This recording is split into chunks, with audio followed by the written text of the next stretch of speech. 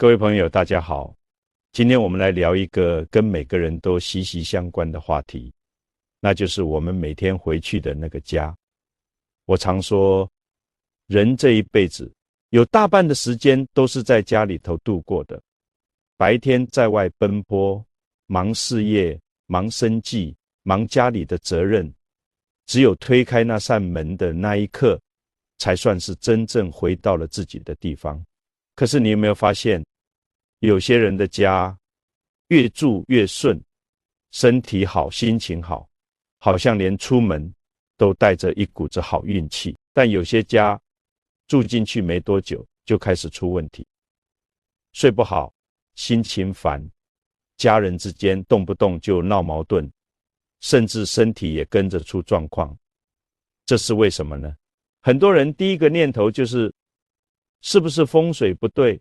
是不是要请大师来看看？是不是要摆什么化煞的东西？我告诉大家，这些都不是根。我一直讲一句话，叫做福地福人居，意思不是好房子养了好人，而是好人养了好房子。房子本身是没有灵魂的，是钢筋水泥堆出来的。它之所以有气场，有温度，有吉有凶，全是因为住在里头的那个人，你的念头，你的行为，你的品德，时时刻刻都在影响这个空间。所以判断一个家好不好，不要向外求，要先向内看。今天要聊的是藏在生活细节里的9个现象。这9个现象不是迷信，是我们老祖宗传下来的生活智慧，是易经道理在柴米油盐里头的真实体现。我们讲安居乐业，安居是排在乐业前面的，家不安，业很难信。可是现在的人往往把这个顺序搞反了，花几百万买了大房子，装修的金碧辉煌，住进去之后反而更焦虑，更空，更累。为什么？因为你把房子当成了展示给外人看的门面，而不是滋养自己生命的地方。真正的舒心从来不是靠豪华装修堆出来的，而是藏在生活细节里，藏在你对待家人态度，藏在你对待物品的那份用心里。易经讲天地人三才之道，房子属地，人属天，连接天地的是气，气看不见摸不着，但你走进一个家就能感觉到，进门觉得明亮温暖，哪怕房子小，你也愿意多坐一会儿。进门觉得压抑昏沉，哪怕装修再豪华，你也想赶紧走。这就是气的差别。这9个现象其实就是检验一个家气场好不好的9个标准，他们不高深，就是你每天睁眼就能看到的，伸手就能碰到的东西。比如家里的植物长得好不好，客厅的光线够不够亮，家人的笑容多不多。这些看似普通的小事，恰恰是决定一个家庭运势走向的关键。我们还要明白一个道理，房子是为人服务，不是人为房子服务。现在很多人活反了，为了保持家里整洁，不让孩子玩，不让朋友来，夫妻之间还因为谁做家务争个不停，这就错了。房子存在的意义是让家人更和睦，让生活更便利，让身心更放松。如果房子成了束缚，那就失去了它的价值。所以我们今天聊这9个现象，目的不是让大家去挑剔自己的房子，而是学会经营自己的家。家经营好了，心就安了，心安了，外面的事自然也就顺了。这是一种由内而外的力量。有朋友会问，老师，我住进来都10几年了，格局定了，还能改吗？当然能改。易经讲，为变所适，变化才是永恒的规律。户型改不了，心态可以改；装修改不了，布置可以改。过去改不了，现在可以改。这9个现象就是9个调整的切入点，不需要大动干戈，不需要花很多钱，只需要在日常生活里稍微用心一点，调整一下自己的念头和行为，家里的气场就会慢慢变。这种变化是润物细无声的，刚开始感觉不明显，但住上1年半载，你会发现家里的气氛变了，家人的关系变了，连自己的运气也跟着变了。好，理论铺垫到这里，我们正式进入这9个现象的解读。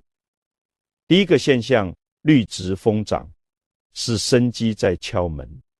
你留意过没有？有些人家里的植物随便浇点水，它就长得特别旺。绿萝顺着花架爬了半面墙，多肉一盆接着一盆，有的甚至开花结果。你走进这样的家，第一眼就是满眼绿色，心里头立马就觉得舒服，觉得有生气。这可不是偶然。从易经的角度讲，植物属木，木主生发，代表的是生命力，是向上生长的力量。家里绿植长得好，说明这个空间的气是活的，是流动的，是有滋养，植物是有灵性的。你对它用心，它就回报你。你每天给它浇水，跟它说说话，它就用蓬勃的生长来回应你。这是一种感应，是能量的交流。你心里有爱，有耐心，愿意照顾一个生命，这个生命就用它的生机来温暖你。所以绿植旺长，表面看是植物长得好，实际上看的是主人的心性。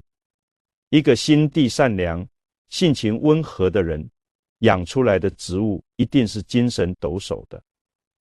古人讲万物皆有灵，你不要小看盆花棵草，它也在吸收日月精华，也在吐故纳新。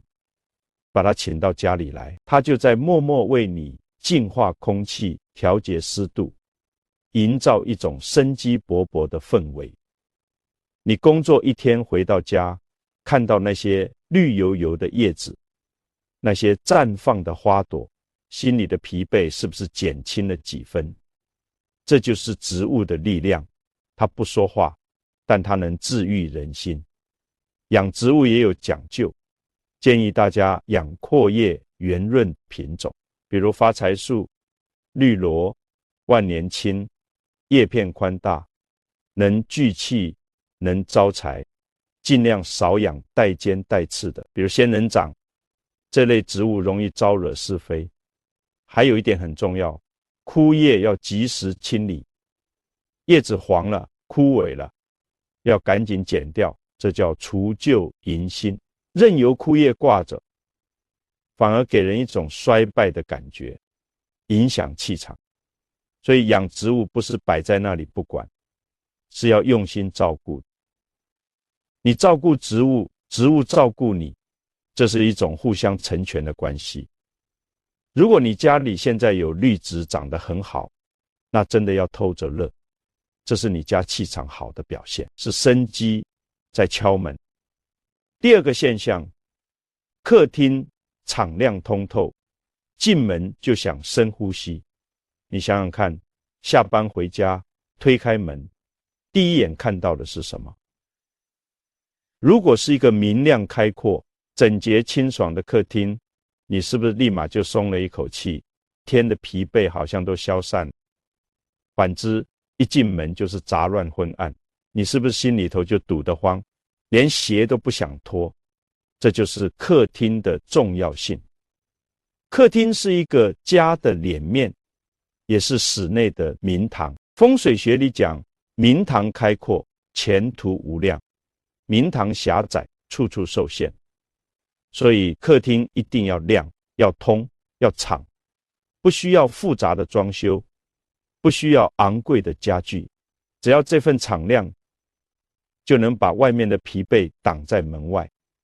你往沙发上一坐，看着开阔的空间，呼吸着清新的空气，一天的烦躁自然就被抚平了。从易经来讲，客厅属阳，是家人活动、接待客人的地方，气要动，要畅。光线属阳，能驱散阴霾，能提振精神，所以客厅的采光非常重要。白天尽量拉开窗帘，让阳光洒进来。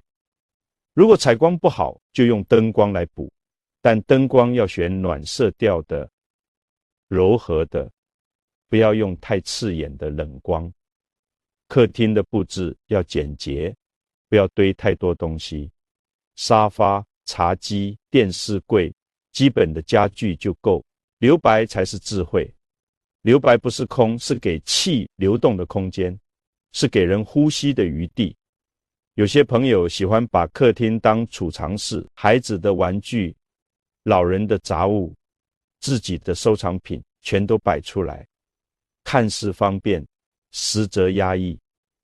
气被挡住了，流不动，人待久了就会觉得闷，觉得烦。所以要学会收纳，学会取舍。常用的东西放在顺手的地方，不常用的收进柜子，没用的果断清理。客厅清爽了，气就通了，心也就亮了。记住，客厅是给人待的，不是给东西待的。人舒服了，家才舒服。第三个现象，和户型和解。住久了，它就成了专属定制。我知道很多人对自己的户型不满意，这个角缺了，那个梁压了，这个门对冲了，那个窗不对位，整天纠结，整天抱怨，好像换个房子就能解决所有问题。我告诉大家，这种心态要不得。房子是用来住，不是用来挑的。从你搬进来那天起，它就应该成为你心里认可的家。为什么？因为往后10几年，甚至一辈子，都是它陪着你柴米油盐，陪着你喜怒哀乐。你嫌弃它，它不会走；你接纳它，它才真正属于你。易经讲，境随心转，你的心变了，环境就跟着变。你整天抱怨户型不好，这股负能量就会固化在空间里，让原本可以化解的问题变得更难处理。反之，如果你能接纳它，欣赏它，用积极的心态去经营它，这个房子就会慢慢变成你想要的样子。怎么变？靠软装，靠布置，靠你的用心。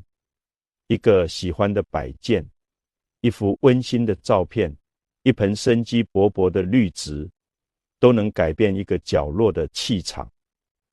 那些所谓的不足，在你用心的经营下，最后都会变成你家独有的记忆角落。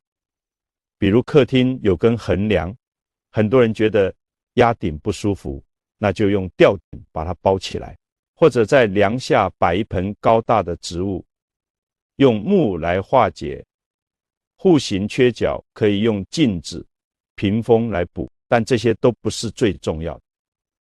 最重要的是你的心，你心里不觉得它是问题，它就不是问题。你把它当成一个特点，一个个性，它反而成了你家的标识。所以不要总想着换房子，先试着换心态。心态好了，看什么都顺眼；心态不好，住皇宫也不舒服。其实人生也是这个道理，我们不可能事事如意，不可能处处完美，重要的是能不能接纳不完美，然后在不完美的基础上创造出属于自己的美好。房子是这样，婚姻是这样，事业也是这样。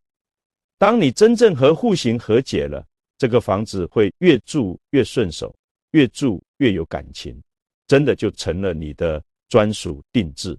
第4个现象，家人争吵是福气的定海神针。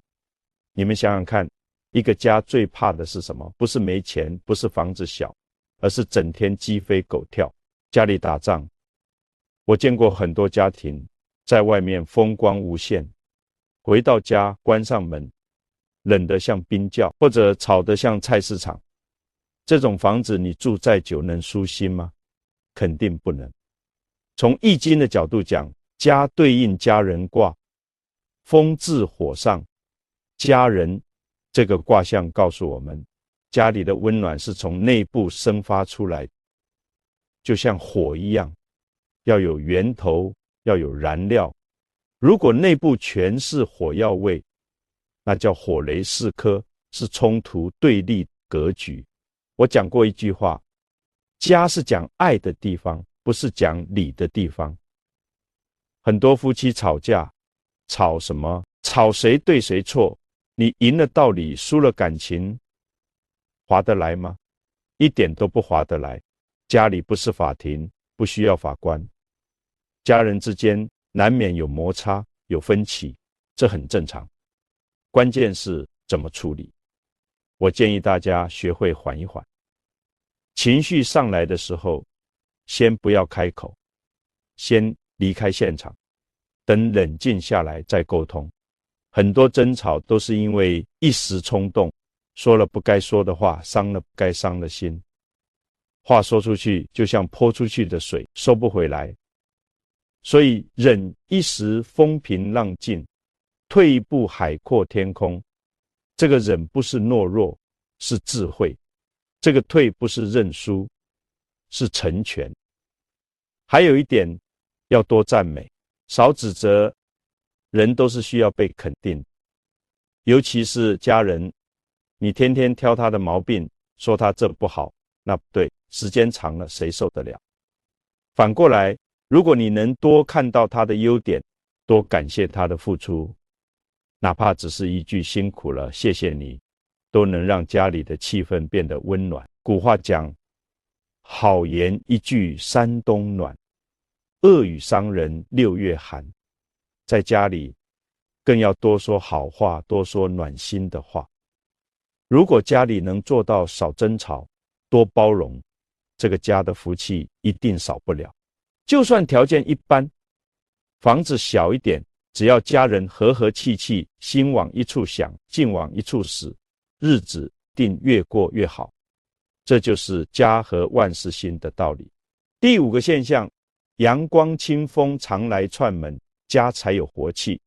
你留意过没有？有些人家里的窗户总是开着的，窗帘总是拉开的，阳光洒进来，风也吹进来。你走进这样的家，空气清新，光线明亮，整个人都精神了。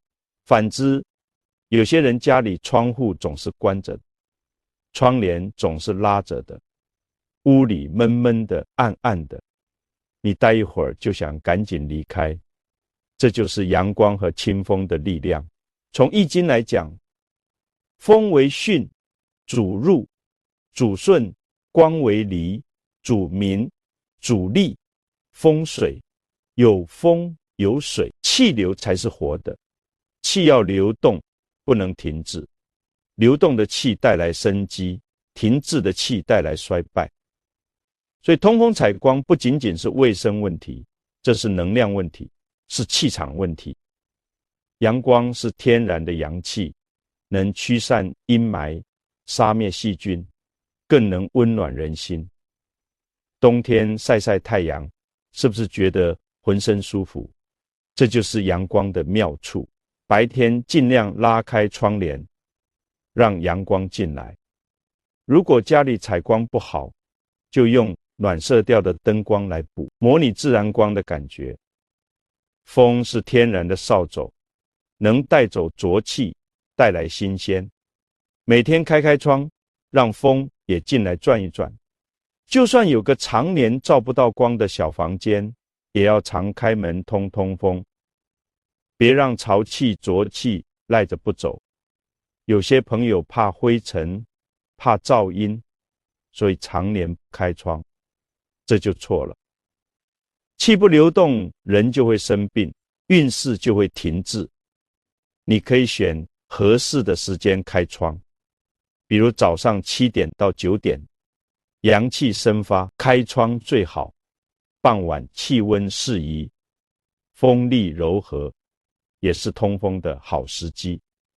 还要注意气的流向，门窗不要正对形成穿堂风，这样气进得快，走得也快，留不住，不聚财。最好让气在屋里回旋一下，慢慢流动。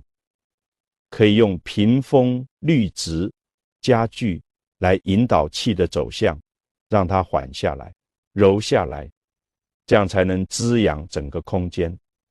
其实人也是一样，不能太封闭，要开放，要交流。你把自己关起来，不与人来往，不接触新事物，时间长了，思维就会僵化，心情就会抑郁。房子要通风，人心也要通风。所以阳光清风常来串门，家才有活气。如果你家采光通风不好，从今天开始，每天开窗半小时，拉开窗帘，让阳光进来，用绿植引导气流，慢慢调整。只要用心，没有养不好的家。第六个现象，体谅爱人，家才有温度。我们常说，100年修得同船渡，1000年修得共枕眠。夫妻能走到一起，成为一家人，是多大的缘分。可是现在很多人把这份缘分给浪费了。和爱人过日子，别总盯着谁对谁错。他在外打拼不容易，他操持家务也辛苦，多些体谅，少些计较，这才是过日子的智慧。老话讲，男人是女人的命，女人是男人的运。不是说谁依附谁，而是说夫妻之间是互相成就的关系。男人有担当，女人有智慧，两人一条心，家才有温度，日子才会红火。要是整天唉声叹气，冷脸相对，再好的家也会变得冷冰冰。你想想看，你回到家，爱人给你一个笑脸，递上一杯热茶，问你一句累不累，你心里是什么感觉？是不是再大的疲惫都化了一半？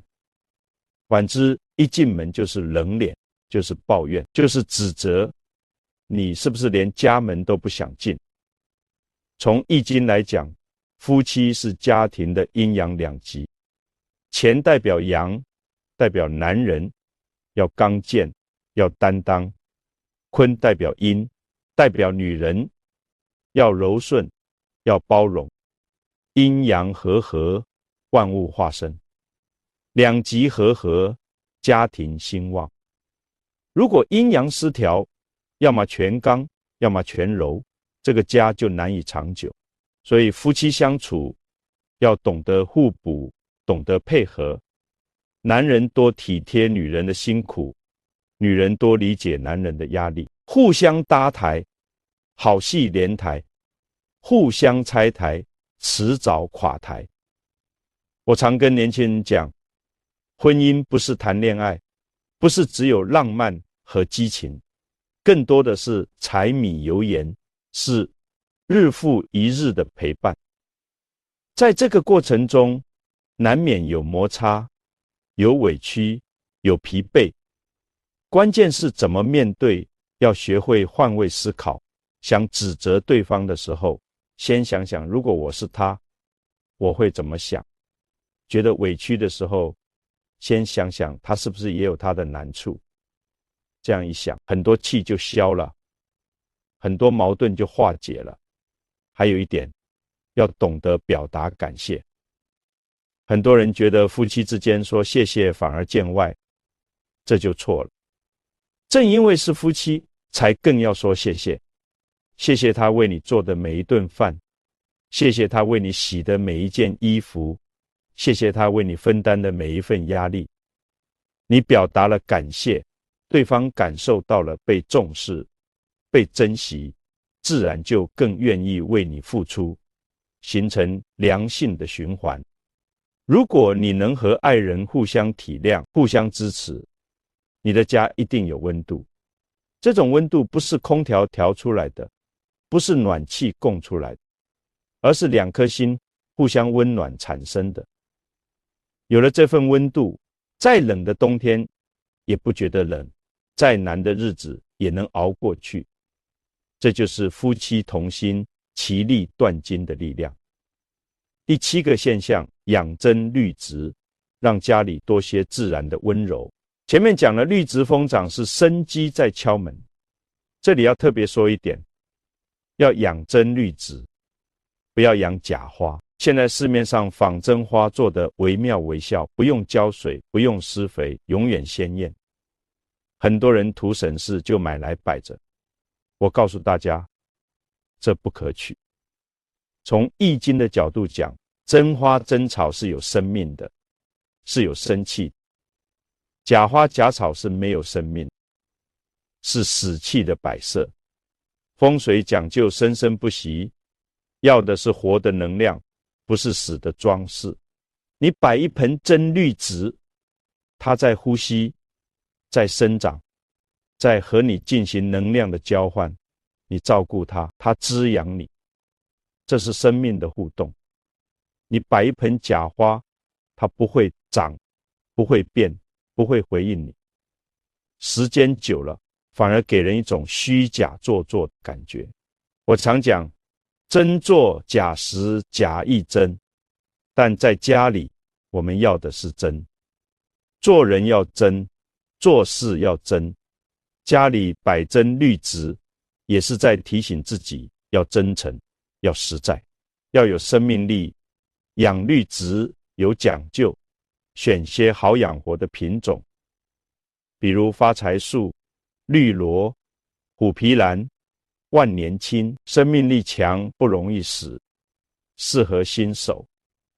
那些带尖带刺的植物，比如仙人掌，除非有特别的风水需要，否则尽量少往家里搬。我们要的是温柔的绿意，不是扎人的小脾气。位置也要摆对，客厅可以摆大一点的植物，聚气招财。卧室不要摆太多，晚上植物会和人争氧气，影响睡眠。厨房可以摆些小盆栽，净化空气，增添生机。如果你实在养不活植物，那先别着急，说明家里的环境可能太燥，或者心太急，需要先调环境，先修心性。植物也是有缘分的，有缘的随便养，养就旺；无缘的再用心也养不活，顺其自然就好。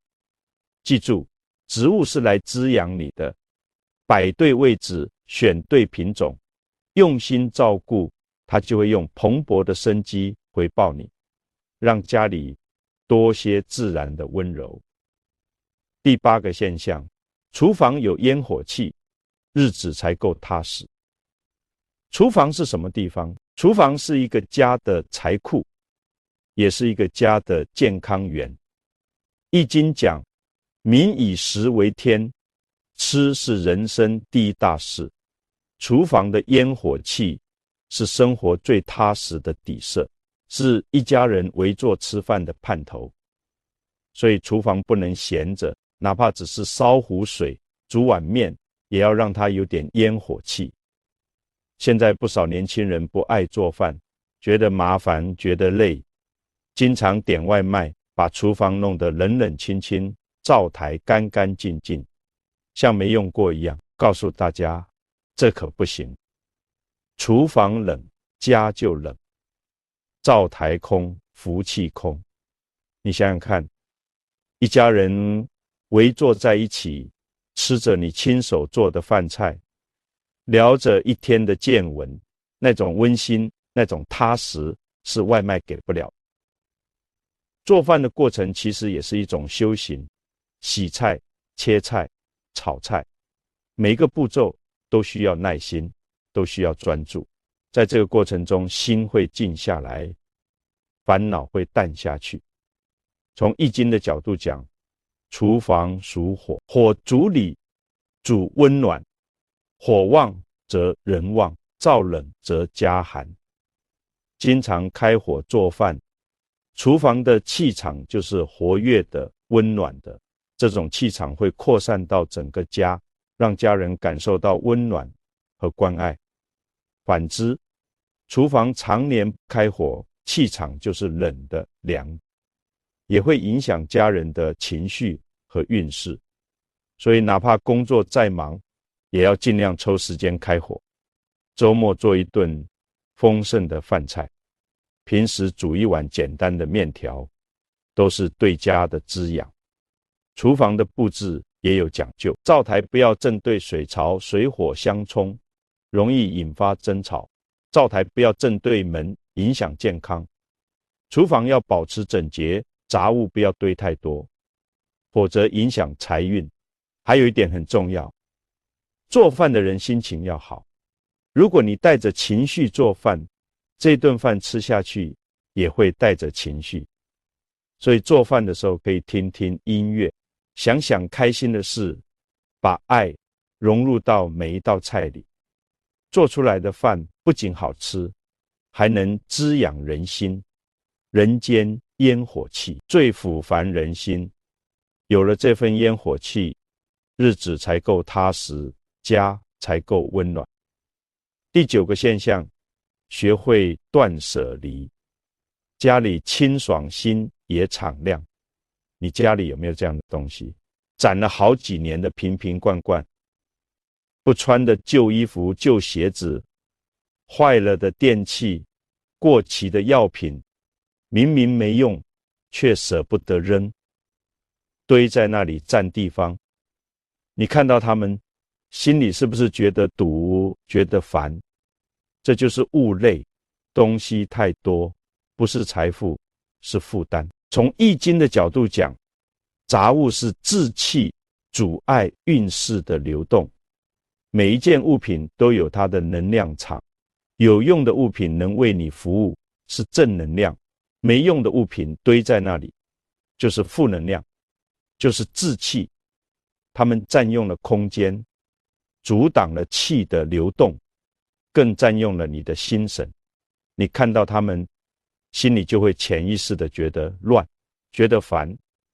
所以把没用东西清理出去，家里空间通透了，心里也跟着亮堂了。